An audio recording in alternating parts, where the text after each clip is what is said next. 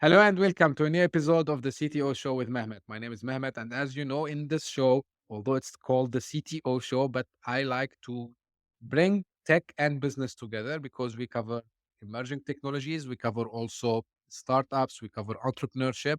And as you know by now, I have also with me sometimes guests, and today I'm very pleased to have with me Patrick joining me from the US today. Patrick, thank you very much for being with us on the show. If you can just tell us a little bit more about yourself. I know that you have a great story to tell us. So, brief about yourself and what you are up Hey, Mehmet, it's good to be here today, and thanks for inviting me on your show. So I'm Patrick Noel Daly. I come originally from Ireland, and I guess to summarize my whole career, I started out very early with engineering and technical. My father had an engineering and technical business, so we were always around engineering. And that kind of set the seed, and also the business aspects and entrepreneurship was very, very important to us. So when we were growing up, we were always told, look, make something, do something, build something.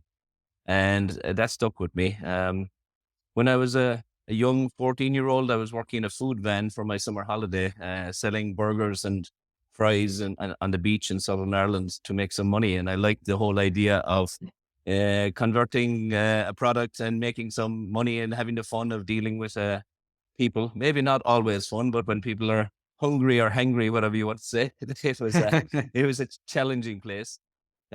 Moving on, I started to travel when I was quite young. I was 18 years old, and I lived in Germany for 2 years. Um, Again, a kind of a last minute decision. I wanted to see the world. I wanted to travel, and I wanted to understand how other countries did things. I came back when I was 20, and I was working as a product manager for a while, and then I got a little bit impatient, and I wanted to do something extra. So I set up Autolink, which was a search engine for cars, to the right way or a faster way to find a car. A couple of years later, I went into medical devices and medical products and aerospace. We were developing products within my product manager role. We started out developing various products for medical, also developed various products for aerospace. So the engineering and technical aspect was very strong in my career at that stage. In 1999, after building another startup, I got the nice title in Ireland of National Young Entrepreneur of the Year. And I've always been, I guess, an entrepreneur.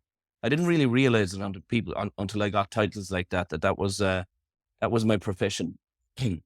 What I like to do now is, um, in the last 20 years, I've developed a few startups, but I've also innovated and developed and invented and patented some product technologies. And so then I went on. So right now, what I do is I develop products and license the products and technologies. But I also, in the last few years, started mentoring and supporting other entrepreneurs. And in that time frame, I wrote a book called Just Startup. It's a guide or pocket manual for entrepreneurs and people thinking of becoming an entrepreneur. Um, just to give them, I guess, the mistakes that I made particularly in the early years. I always thought I should put this into some form of educational format so that people can avoid the mistakes that I made. And if that helps people to get to success faster, then it's mission accomplished for me. So that's my general summary of career. There's many more, obviously, details and avenues that we can go down in terms of specifics, but that's the overall picture. That's great, Patrick. Like how rich is your experience since your young age, I would say. So that's really inspiring. Now, being someone like, as I understood, you've been like a geeky guy, let's say, you're too much into technology, but at the same time, you had to shift into full fledged, I would say, business building startups. How was this experience? And, what are some of the insights you can give to people who maybe today they are in a pretty much technical role. They dream about having their own startup or business. So, what you can tell them about this move, and what are the things that they should take care about? I'm glad you raised that point because I think it's For me, being strongly technical, I decided back when I wanted to go to college by night. I said to the managing director of the company that I worked with, I want to study marketing and business and law. And he said, well, why? And he said, we have a very engineering focus. Why would you put such effort into administration, business, and a kind of an MBA role, if you want to call it that, or an MBA education? And I said, because I can develop the products and I can innovate and I can invent and I can engineer. But if I don't know the structure of how to sell them, how to market them, how to pitch them, how to structure a business, then I'm not going to be able to do what I need to do to make the global picture a success. So he kind of took my response and said, "Yeah, I prefer." At the time, I was basically pitching for a fund to go to college, and that's the hard reality of it. I was looking at it and saying, "Okay, if they have a company fund that can pay for my education, then this is a good way to go." So when the managing director said, "I think you should study engineering and continue studying engineering and stay in this focus, and this is your wheelhouse, so stay here." But I said, no, I need to understand the other elements of how to build this business. So I self-funded that degree because I knew that I would need to understand the mechanics of the business and the commercialization aspect. Having said that, I think the commercialization part, frankly, a lot of it is common sense. You need to just keep the common sense factor. That's the first thing I would say. The second point is people shouldn't be terrified or shouldn't be afraid of the sales aspect, because people that I've spoken with have always said, particularly if they're in scientific or technical roles or engineering roles, they kind of say, well, I'm not a salesperson. And my response is, do you know your product? Do you know a product or service that you're offering? Do you believe in it? Do you believe it adds value? Can you convince yourself that it does exactly that? And if you can convince others. Because sales is not something mystical or magical. Sales is convincing other people that you've got a service or product to offer that adds value for them. And when you put it into that kind of like simplistic form or simplistic terminology, then the commercialization part is not so difficult. Where it is difficult is when you get into the competitive framework and then you go into the strategic framework and you go funding the business and stuff like that. And I needed to understand that. Now I picked some of it up through the engineer or the business degree and the let's say the MBA, but really until you get on the ground, you don't know how to you don't know how it's going to roll until you're on the ground. And what I do now is I mentor, I advise, I consult with. I consult with some companies. I mentor and advise some entrepreneurs. That's a free of charge, pro bono, give back exercise on my part, particularly if the entrepreneur is starting out and doesn't know the road ahead.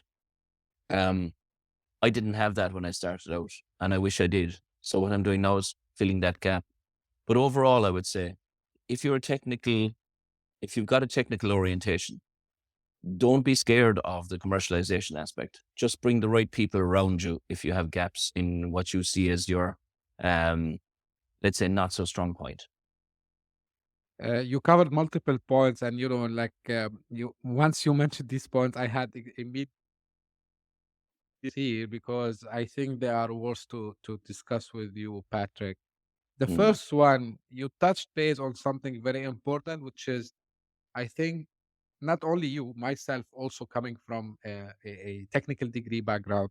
Now, don't you think that we have a problem when it comes to the curriculum of engineering degrees? Or I think it starts all with schools, because business topics are not covered.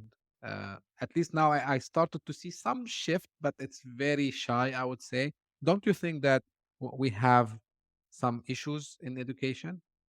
absolutely. And I think what I'm doing at the moment is building what I see is, and what I term right now as entrepreneurship academies. We need to get people thinking at a very young age about entrepreneurship as a profession. Yes, it's good to have the engineering degree or the science degree or the technical degree. Um, but there also needs to be a module or an element. And I completely appreciate your point, because education has to say entrepreneurship is this piece. This is how you make a business. This is how you build a business. This is how you make a business. This is how you scale a business, as well as the engineering and technical degrees. So the STEM, let's call it, aspect, and that whole scientific, technical, engineering area. We need that, obviously, but we need to get the people studying that or experienced in that, focusing on the business aspect as well. And how do I make this product or service into a major success? So yes, you're right. The engineer or the education system needs to take that as a, a concrete part of an overall degree or an overall education. Great, great point. Now, the second thing that you mentioned, which also resonated with me when you said, like, people should not be shy of being into sales or promote their products. Now, what do you think? There is still, unfortunately, and I see it a lot, uh, this shady image of someone whose title starts with sales, whatever Yes. comes later. Why do you think we still have this issue? Because if you think about it, if you recommend a movie to your friend, actually you are selling them something, right? If you are telling 100%. your friend or some family members, go to this restaurant, you are selling them something. But why do you think when it comes to business, we have this still shady, I'm calling it, um, or if you want to say, like no, I don't want to be the sales guy. By the way, I Yeah. was like this before until I figured it out, and like I went all over a totally sales role. But what do you think the main reason is still sometimes people are afraid to be called sales, or they feel shy of being selling something? Yeah. And it's something that's bred into our brains, really. It's something that's engineered into our brains because I put a post on LinkedIn actually a few weeks ago and it says, selling is a necessity and not a nuisance, because every minute of every day, we are actually selling a message. Selling, uh, we're selling something. So it's a given in life that we have to sell. Now it's the word sales that causes this negative connotation. And that's a pity because the perception is that sales is this person trying to give you to push some product on you that you don't want. But like the fact is you only buy what you want and need. So getting offers is an everyday part of life. So we shouldn't categorize it as this kind of like, oh God, I don't want to be in sales. Everybody's in sales. It's human nature. It's the way we operate. We've got to be in sales. And when we change that mindset, I think life will be an awful lot easier for us because, like I said, we're able to discern and make a distinction between what we want and what we don't want. Um, I think in that entrepreneurship training piece, let's say, or academic part, one of the things that I want to do in my entrepreneurship academies is to train that, just to say, look, sales is not a dirty word. Sales is a word that is necessary. It's a necessity, not a nuisance. And get that mentality moving. And I think that's again maybe down to education. It's initially academic education, but it's also social education. That it's not somebody trying to hustle you into doing something, to buying something that you don't want. We all have the ability to make a decision, but getting offers is a good thing, I think. If you allow me, Patrick, to add something, and this is, from watching the market, some experience, stories from the field. The other thing I believe, which makes people little bit want to be far away from that, is unfortunately, and this is would lead me to another question. Like, of course, you get a product, you got a service, you need to sell it. That's fine, completely fine. But don't you think that sometimes the pressure that people who works in a sales role, especially for tech companies, and recently we are seeing this more and more, people trying to, like, overcomplicate things, right?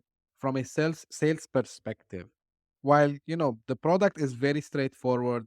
the pain that it solve. It's very straightforward.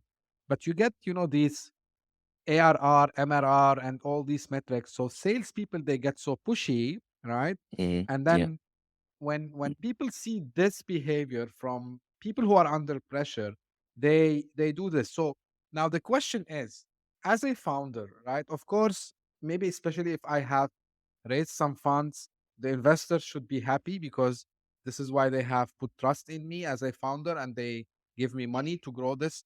But how I can do this balance between growing the business, but at the Hmm. same time, not showing my salespeople like, they are just after taking an order and, being the traditional point of view of a sales guy. How we can, in your opinion, with your experience, Patrick, get something in the middle where we can grow the business while keep the Hmm. sales the way that you just described? I think the fundamental point is marketing, proper marketing. It's like marketing 101, the baseline of marketing, which is you prospect the customers that you believe will buy your product. Because we spend so much time and energy in pitching to the wrong people. In the first phase of your business, you said, this is my product or service. Who's the likely customer? I wrote in the book about this, the Just Startup book that I wrote over a year ago. And I talked about the focus group aspect of testing your market. So if you believe you have a product that is suitable for, let's say, the medical fraternity, let's say it's a product that you're going to sell to doctors, test Hmm. that, test that theory, pitch your products to 4 or 5 doctors, 2 or 3 doctors that you trust, that you believe will give you a valid opinion. And if you're on the right road, then your sales job is going to be much easier. You're not going to be wasting time. You're not going to be wasting your time or the prospect's time. You're not going to be knocking on the wrong doors. Because if investors have given you money to grow your business, you don't want to waste their money. You want to get every pound of let's say, effectiveness from that money. And by funneling down to your target markets and knowing that your target markets are valid before you hit the gas, before you hit the big like sales campaign, then your sales effectiveness is going to be much, much easier. And then there is no nuisance because you're not pitching this to the wrong people and you're not knocking on the wrong doors, as it were, as far as the customer target is concerned. So I can't stress that strongly enough. Find your customer, know your customer, pitch to your customer initially as a test, especially if you're a new startup, and validate your assumptions. If you do that, the sales channel is going to be much happier, much easier, much more effective with better results. And I think, Patrick, this would apply whether it's a B2B product or whether it's a Doesn't matter. B2C, right? Everything, everything. It's the Yeah. same. You don't waste your time and money pitching to the wrong people, but test your theory, test your strategy. And this is maybe where the business planning aspect of things comes in as well. Because the enthusiasm of the entrepreneurial mindset, even if you're, let's say, not a traditional entrepreneur, let's say you're an engineer, you're a scientist, and you have a product to pitch, your enthusiasm well is high. You know, you want to get out there, you want to tell people about your product, you want to let the world know what you've developed and invented. But in reality, it's much more effective if you choose your market carefully, validate that market, and you may go out and say, okay, this is my pitch. This is what I've got to sell. Your first test marketing exercise may yield great results, which is this is not your market. Maybe you need to move to the left. Maybe you need to move to the right. Maybe you need to tweak what you've got to make it more effective for the individual markets that you need. That effectiveness in the equation means that the sales job is less of a nuisance, or let's say less of a less of less of seen as somebody trying to sell something square peg round hole scenario. You know, it needs to be, if you can find that fit initially, then you've just enhanced your chances of success significantly. So start with proper marketing and testing. Now, Proper talking, marketing and testing. Yeah. yeah, so talking about testing, and I'm asking here not only about from the marketing aspect. Um, I still see sometimes this happens a lot where founders, they get so emotional around the idea that Hmm. they don't test it enough and they get stuck, you know, and then it takes so long before they figure out that, okay, we should have pivoted, right? So Hmm. from your experience and after all, the years that you have spent in entrepreneurship and startups, and you've mentoring, you wrote a book about that. What advice you give to founders, and what are the signs that they have, you know, once they start to get it, they should say, okay, guys, like if they have multiple founders, guys, we think we should pivot, right? Yeah. So, what you can tell us and, fellow founders about this point? Get one or two advisors or mentors that will give you valid advice and give you valid information that you listen to. Because you're right, Mehmet. What happens is the entrepreneur or the business founder goes out thinking, this is the best product in this space ever. Nobody else has done anything like this. And then you pitch, and let's say you do your test marketing. In some cases, actually in quite a few cases, unless you're willing to listen to the feedback and use it, then you will, in some cases, just go straight down the road and keep going and think, okay, I'm going to just forget about that negative comment. And I believe in it anyway myself. So I'm going to keep going. If you have a secondary advisor that you trust and that you know is going to give you real, straight down the line advice, that's important from the entrepreneurial development perspective, from the person development perspective. Because as entrepreneurs, as founders, as promoters, we're very enthusiastic people. And if we hear negative comments, sometimes we just brush them over or brush them away and say, I don't want to hear anything negative. This is not the case. This is my product. And then you push back. But if you have a secondary advisor that's either a mentor, an advisor, could be a family member that you know will give you straight, direct feedback, then that can save you a fortune. It can save you a lot of time, money, effort, and it can maybe help you to prevent having a not successful company. I don't like the word failure. I never use failure in my vocabulary. It doesn't work. Same here. But if you don't, it can enhance your chances of success if in the initial stages you open your mind enough to take valid advice from at least one reliable and trusted advisor. That can save you a lot of time and money. And I mentioned, I think, on a couple of episodes, like there's nothing wrong. And actually, when you pivot, it might turn out to be the biggest thing that you, Absolutely. you you have came up with. And there are a lot of Mm. examples. I remember now Slack is one of them. It was supposed to be something else before it comes to the platform it is today. Now, this is also a traditional question, sometime asking, but I like to take different opinions. Now, it's not a debate, but it's like schools or mentality about should we bootstrap or should we raise funds? When is it good to bootstrap? When is it good to raise funds? It's a huge question in the sense, in one sense, it depends on the product or service that you're offering, in my view.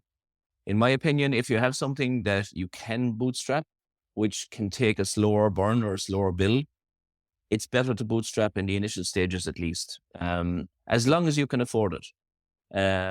Just make sure that you can keep you can pay your bills, both on a personal level and a business level.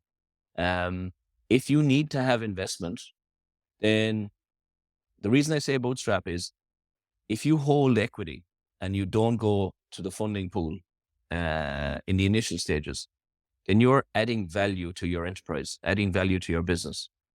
So your negotiation power and your ability to retain as much equity as possible is enhanced. However, if you have a product or service that you think can be very, very big very quickly, then bootstrapping doesn't, in my view, apply. You need to put fuel in the tanks. You need to fuel that up fully. Um, there's a whole different discussion that we can have around funding and the structure and the strategic aspects of funding. And in that sense, but to answer your question, I would say bootstrapping is appropriate for some businesses. It's not for others. And I don't want to be vague about that, but it's Yeah. very much business and product dependent.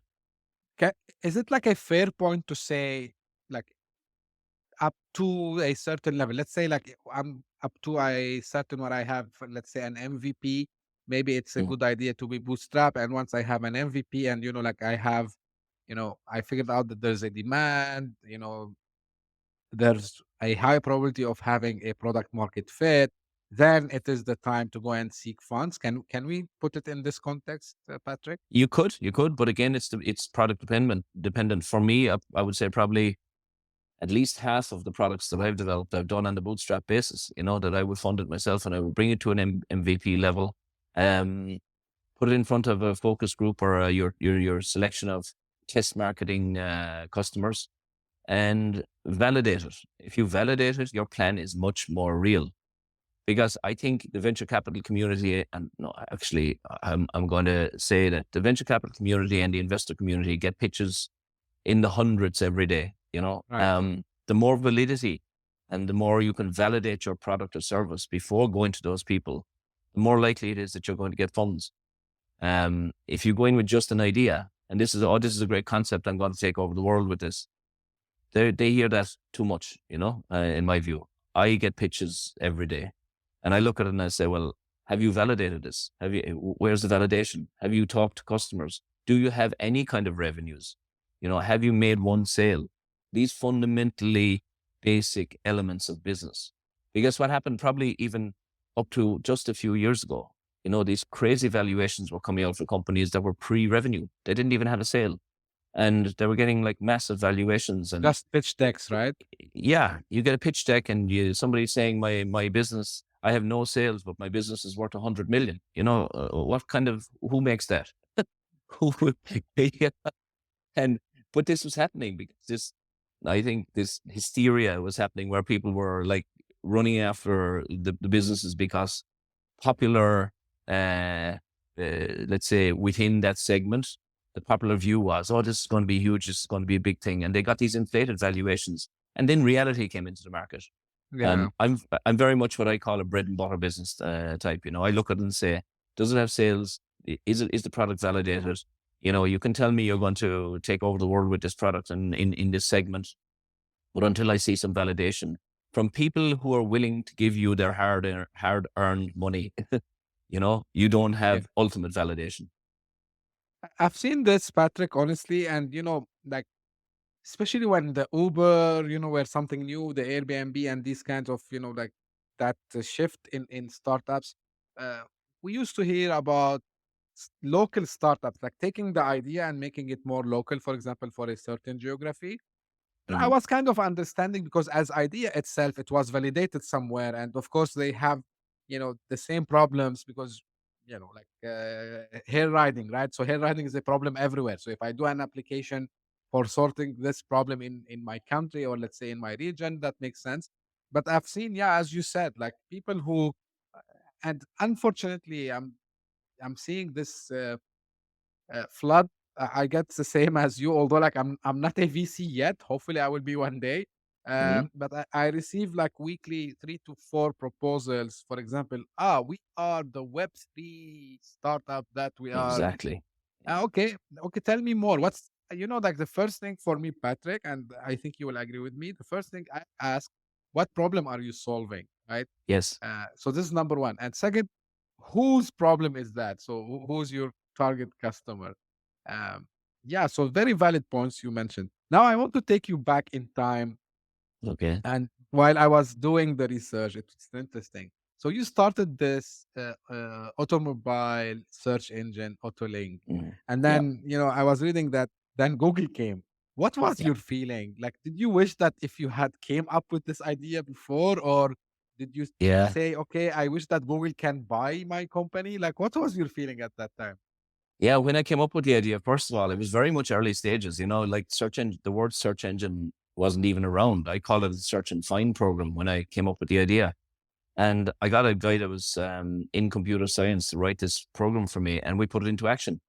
And after 12 months, that was 90. So I think Google came out in 98. That was 1997. And I was just a young entrepreneur with full of energy, wanted to get this done. But I was working by day and I was going to college by night for a number of years in that time frame. So my day would start at like 6 a.m., into work at 7, finish at 4 o'clock, jump into my sales suit, let's say, go to the customers, which were like car dealerships, premium car dealerships in the region, sell my advertising service, as I called it at that time.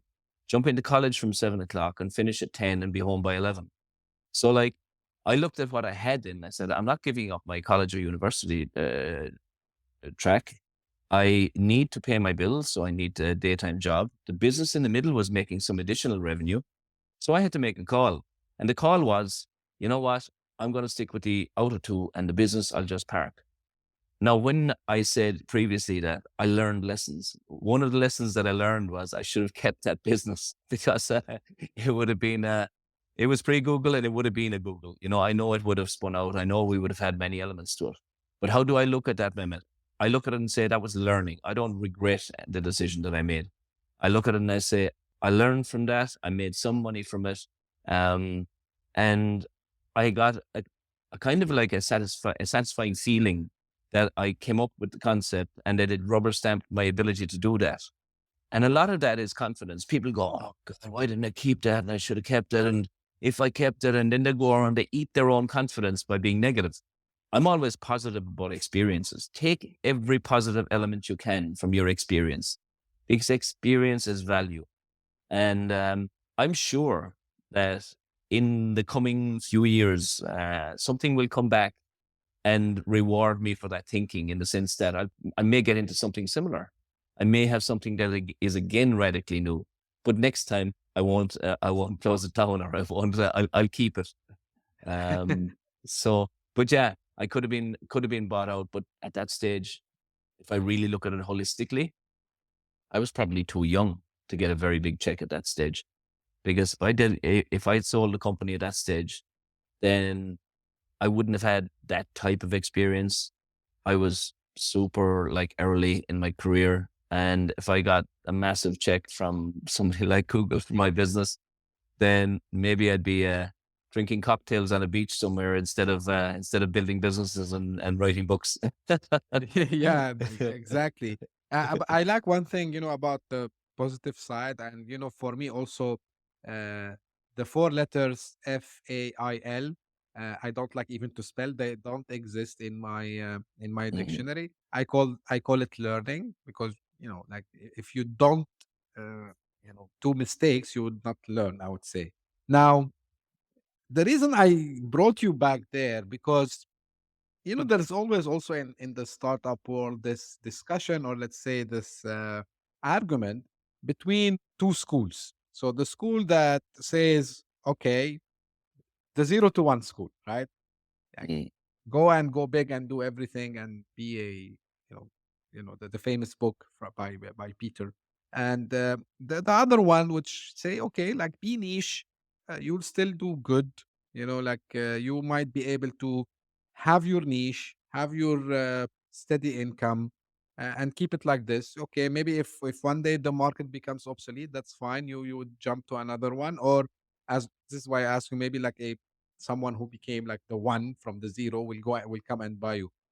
How do you see this, Patrick, after all these years in entrepreneurship?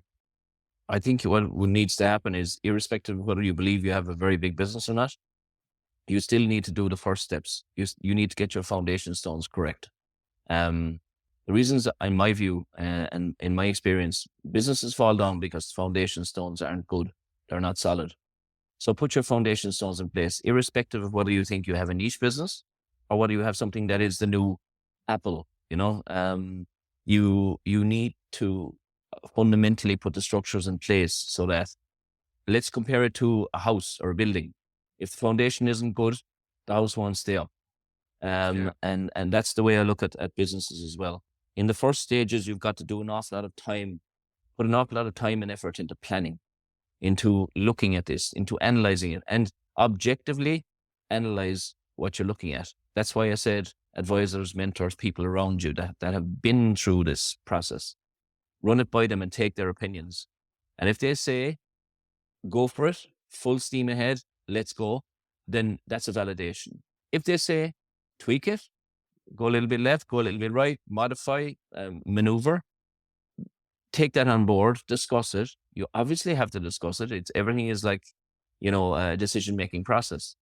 If their view is, don't do that because you're probably going to waste, the advice is, don't do this because you're probably going to waste time, energy, and money. Um, then you need to take that into account as well. But I think fundamentally what you need to do in the initial stages of your business is take time to understand what your foundation stones are. And then once you build on those foundation stones, you're good. Whether you're going to be a $1 million company or a $1 billion company, you need to do in my view, you need to do the same thing. So foundations, it's like the points, just to recap the points you mentioned. You have the idea, you have validated it, you know that you have a product market fit, right? Yeah. And of course, Absolutely. you have the business model, you know how you're gonna generate revenue. And you have to be able to fund your business. Don't underfund your business ever, because if you underfund, you're going to be constantly running on empty, and you're going to be constantly under stress and pressure. So you look at it and say, do I bootstrap? And if we bootstrap, can we generate profitable sales? When can we get to profitable sales? Yeah, Because for me, again, like I said, I'm kind of very, very much a bread and butter business guy, which is get profitable sales as quickly as possible, because your reliance on funding goes way down and your independence goes way up and the strength of your business goes up. So many businesses that I've seen, particularly in the last, let's say 10 years, they go out thinking, we don't have to be profitable for at least 5 years. I think that's, they won't put a time frame on it, but it's not a bad thing to be loss making. I believe that's their perception. I believe that's wrong. I believe the attitude has to be get to profitable sales as quickly as possible while scaling our business. Now, there are many factors in that equation, which is your funding mix. So if you say, I want to be at profitable sales faster, you need more funding to get to that point in the initial stages to allow you to get to profitable sales. If you're bootstrapping, then you need to maybe stay smaller. But again, it's very much business and product and service dependent. thank you very much for being with us today, Patrick. I really enjoyed the discussion. As usual, for people who are watching this on YouTube, if you have any questions or feedback, don't hesitate to reach out to me. I will be more than happy to get to you. And if also you want to subscribe, please don't forget to do so. You can subscribe also on your favorite podcasting platform. And as usual, if you are also interested to become a guest on the show, don't hesitate to reach out to me directly. I will be more than happy. You can find me on LinkedIn and Twitter, and you can drop me an email also as well. And as usual, until we meet in the next episode, thank you very much, and we'll meet you soon. Thank you.